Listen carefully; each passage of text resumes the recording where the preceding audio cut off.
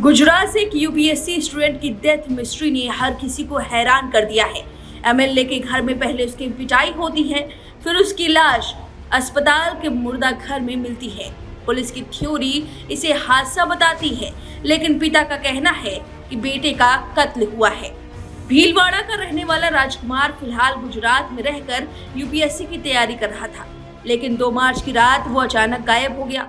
पिता ने पुलिस में उसकी गुमशुदगी की रिपोर्ट लिखाई, पर अगले 7 दिनों तक राजकुमार का कोई सुराग नहीं मिला। 7 दिन बाद 9 मार्च को राजकुमार के पिता रतन लाल जाट को खबर मिली कि उनके बेटे की लाश राजकोट हॉस्पिटल के मुर्दाघर में पड़ी हुई है। वहां जाने पर उन्हें बताया गया कि एक सड़क हादसे में राजकुमार की मौत हो गई है, लेकिन उन्हें इस बात पर यकीन नहीं हुआ है। राजकुमार के पिता रतन लाल के मुताबिक 2 मार्च की शाम राजकुमार घर से मंदिर गया था। सीसीटीवी की तस्वीरें रतन लाल की बात की गवाही भी दे रही हैं। इस तस्वीर में राजकुमार मंदिर में जाता हुआ दिखाई भी दे रहा है, लेकिन रात 10:30 बजे तक जब राजकुमार घर नहीं लौटा तो रतन लाल को बेटे की फिक्र हुई और वो खुद उसे लेने मंदिर पहुंच गए। मंदिर पहुंचने के बाद उन्होंने अपने बेटे राजकुमार को साथ लिया और राजकुमार की बाइक पर बैठकर दोनों घर के लिए निकल पड़े। सीसीटीवी कैमरे की एक तस्वीर उसी वक्त की है जब बाप बेटे बाइक पर जा रहे हैं। बाइक राजकुमार चला रहा है, लेकिन ठीक उस जगह पर जहां स्पीड ब्रेकर था, राजकुमार की बाइक का संतुलन बिगड़ता है और पीछे बैठे उनके पिता रतन लाल उछलकर बाइक से नीचे उतर जाते हैं। इसके बाद राजकुमार भी बाइक वापस मोड़ता है और अब यहीं पर बाप बेटे में बहस होती है। रतन लाल अपने बेटे राजकुमार को सही से बाइक चलाने के लिए कह रहे थे। इत्तेफाक से जिस जगह दोनों बहस कर रहे थे वहीं पर विधायक जी का घर था। दोनों की बहस सुनकर विधायक के घर के लोग बाहर आते हैं और दोनों को घर के अंदर ले जाते हैं। घर के अंदर जाने के सबूत के तौर पर सीसीटीवी की तस्वीरें हैं और अब यहीं से पूरी कहानी शुरू होती है।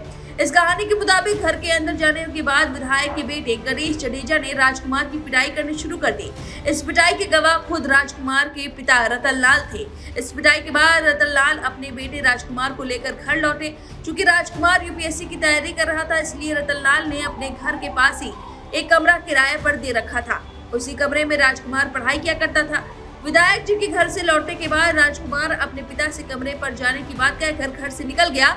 बाप बेटे की यह आखिरी मुलाकात थी। जब सुबह अपने बेटे को देखने पहुंचा पिता, तो उसने देखा कि वो है ही नहीं। थक हार कर उसी दिन देर शाम उन्होंने पुलिस में अपने बेटे की गुमशुदगी की रिपोर्ट लिखा दी, लेकिन राजकुमार नहीं मिला। फिर पूरे हफ्ते बीत जाने के बाद 9 मार्च को रतन लाल को पुलिस ने बताया कि उनके बेटे की रोड एक्सीडेंट में मौत हो गई और लाश राजकोट के सरकारी अस्पताल के मुर्दा घर में रखी गई है। पर पिता को यकीन नहीं हुआ। विधायक के घर राजकुमार की पिटाई की रात ही राजकुमार गायब हो गया और फिर एक हफ्ते बाद उसकी लाश की बरामदगी और पुलिस का उसकी मौत का रोड एक्सीडेंट बताना रतन लाल को खटकता है।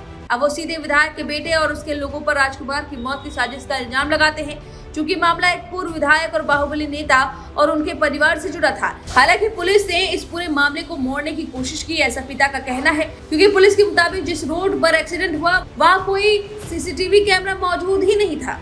वहीं आसपास मौजूद कोई लोग भी नहीं थे। केवल एक ड्राइवर ने एक्सीडेंट की बात मानी है। वहीं पुलिस की इस थ्योरी पर राजकुमार के घर वालों को जरा भी यकीन नहीं है और इसकी एक वजह है पोस्टमार्टम रिपोर्ट। पोस्टमार्टम रिपोर्ट के मुताबिक राजकुमार के जिस्म पर चोट के कुल 43 निशान थे। अमूमन रोड एक्सीडेंट के केस में पथरीली सड़क और टक्कर होने पर जिस्म पर अनगिनत चोट के निशान आते हैं, इसलिए 43 चोट की बात गलत भी नहीं हो सकती। लेकिन यही रिपोर्ट यह कह रही है कि राजकुमार के बाकी जिस्म पर चोट के अलावा उसके प्राइवेट पार्ट के अंदरूनी हिस्सों पर भी गहरे चोट के निशान मिले हैं। अब सवाल यह है कि रिपोर्ट में जिस जगह इस चोट के बारे में बताया गया वह रोड एक्सीडेंट के केस में मुमकिन नहीं। ये विधायक गुजरात में कोंडल विधानसभा के पूर्व बाहुबली विधायक जयराम सिंह जडेजा है, जिनका जबरदस्त जलवा है।